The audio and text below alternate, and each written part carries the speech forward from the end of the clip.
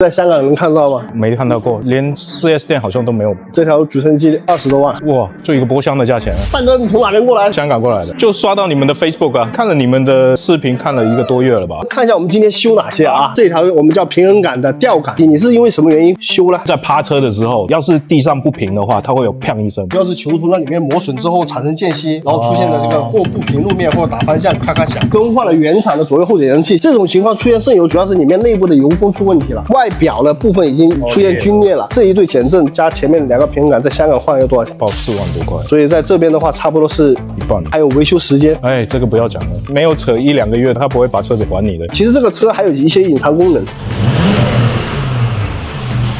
真开心，比修还要开心。卡布内的全屏也刷一个，爽啊，真是爽。单独这个功能，你愿不愿意从香港过来升级一下？我觉得比我修皮其他东西还要开心。做事真的是挺认真的，效率真的很快。主要是你们只做保时捷，我觉得比较专业。你整体感觉怎么样？很快就把问题解决好。感谢支持，谢谢你，谢谢你。